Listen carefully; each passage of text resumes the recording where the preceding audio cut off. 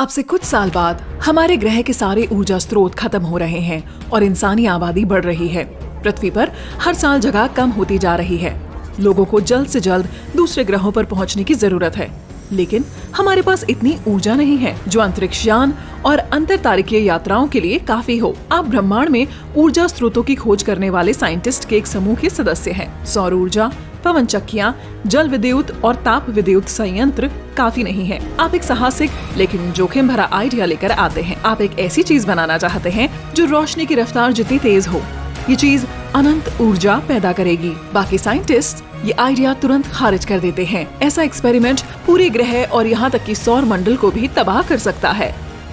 अगर कोई चीज रोशनी के कणों से तेज रफ्तार के साथ चलती है तो वह एक ब्लैक होल बनाती है।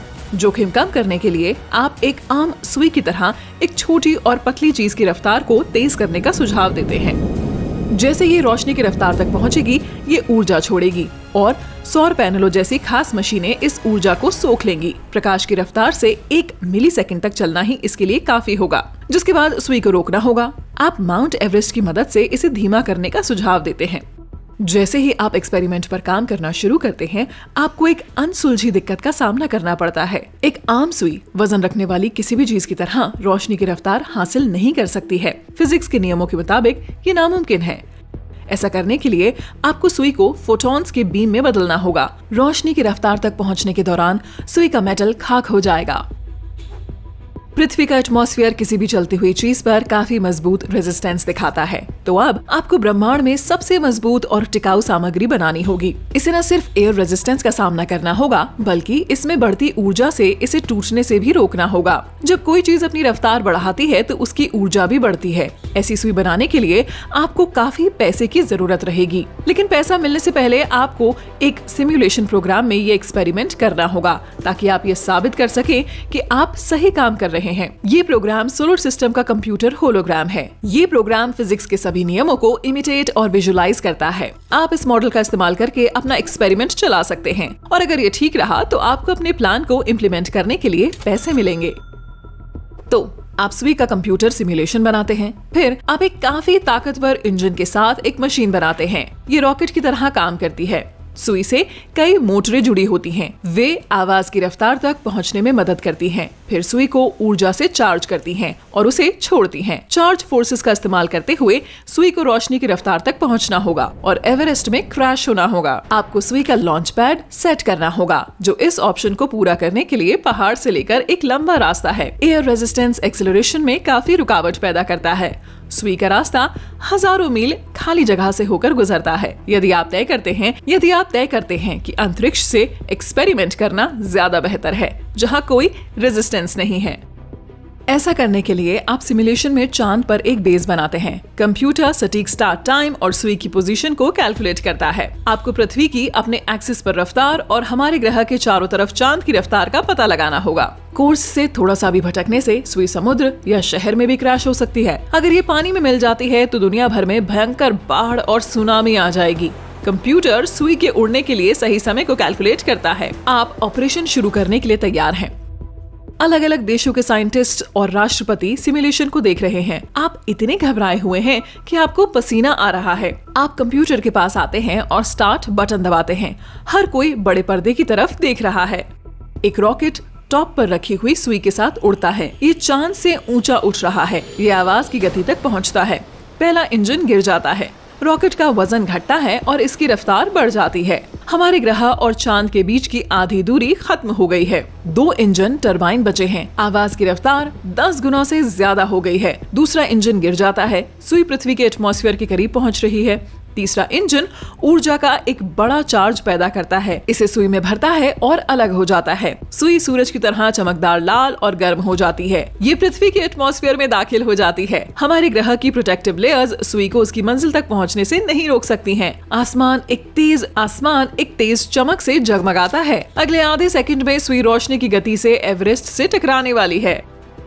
2 सेकंड बाद आपका एक्सपेरिमेंट फेल हो जाता है और उसकी वजह ये है। किसी भी चीज की रफ्तार जितनी ज्यादा होती है, उसका वजन और ऊर्जा की मात्रा उतनी ही ज्यादा होती है। जब सुई रोशनी की रफ्तार तक पहुंचती है तो उसकी ऊर्जा इनडेफिनेटली बढ़ जाती है। वजन इनफाइनाइट तक बढ़ता है और जब ऐसा होता है तो एक ब्लैक होल बनता है, एक हैरत अंगेज ग्रेविटी वाली एक बड़ी चीज जो पूरी तरह से सब कुछ जज्ब लेती है, यहाँ तक कि रोशनी के कण, फोटॉन्स और समय का आयाम भी जज्ब कर लेती है। इसे इवेंट होराइजन कहा जाता है। वाकई में हर चीज जो एक इवेंट है, समय, जगह, मैटर को ब्लैक होल जज्ब कर लेता है। ब्लैक होल के अंदर क्या है ये कोई नहीं जानता।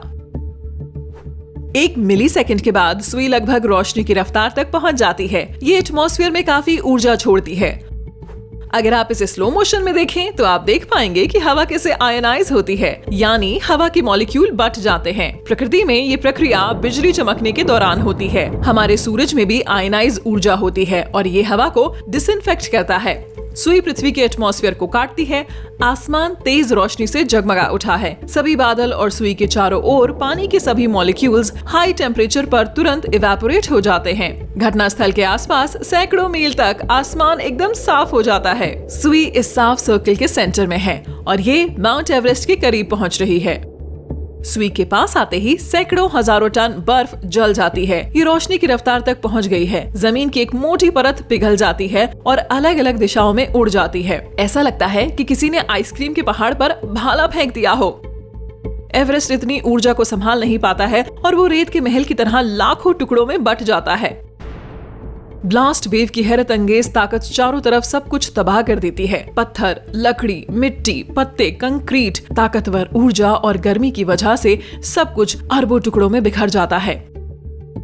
फिर ये सभी मॉलिक्यूल मिट जाते हैं। सुई फोटोन की तुलना में तेज चलती है और जैसे ही ये रोशनी की रफ्तार से आगे निकल जाती है, ये समय से आगे निकलने लगती है। सुई के पॉइंट ऑफ व्यू से सभी घटनाएं उल्टी होने लगती हैं। सुई का वजन अनंत हो जाता है और जितना ज्यादा वजन उतनी ही ज्यादा ऊर्जा। एक अकल्पनीय ग्रेविटी का एक विस्फोट पूरी जगह को जज्ब कर लेता है। जमीन, पेड़, आसपास के शहर, पृथ्वी का क्रस्ट और कोर, कुछ ही सेकंड में सब कुछ गायब हो जाता है। एक ब्लैक होल रोशनी और टाइम को जज्ब कर लेता है। एक पूरी तरह से ब्लैक वॉइड आ गया है। ब्लैक होल बढ़ रहा है। Holographic international space station gravity के मजबूत दबाव की वजह से सिकुड़ रहा है और ये ब्लैक वाइड में खिंच रहा है। अब चांद की बारी है। ग्रेविटी तेजी से बढ़ती है। छेद भारी और ज्यादा बड़ा होता जा रहा है। जैसे ही ग्रेविटी का ब्लैक जायंट बढ़ता है, सौर मंडल के सभी ग्रह ढह जाते हैं। सूरज की रोशनी चली जाती है और कभी वापस नहीं आती। ब्लैक होल सूरज से हजारों गुना भारी हो जाता है। हमारा तारा स्पेगेटी की तरह रोशनी की लाखों पतली पट्टियों में बट जाता है और ऊर्जा की ताकतवर धाराओं को बाहर निकाल देता है। उस जगह पर विस्तृत ब्लैक होल के साथ बाहरी अंतरिक्ष का एक खाली इलाका मौजूद है, जहां अभी कुछ क्षण पहले हमारा सौर मंडल होता था। इसके ऊपर से उड़ते मीटेरॉइड भी इसके जाल में फंस जाते हैं। बस एक छोटी सी सुई ही ऐसी तबाही मचाने के लिए काफी है। सिमुलेशन खत्म होता है। प्रोग्राम ब्रेक डाउन हो जाता है क्योंकि ये आगे की घटनाओं को कैलकुलेट नहीं कर पाता। आप समझ जाते हैं कि ये एक बुरा आइडिया है। आप तय करते हैं कि आप इसकी बजाय पृथ्वी के मूल से ऊर्जा हासिल करने की कोशिश करेंगे।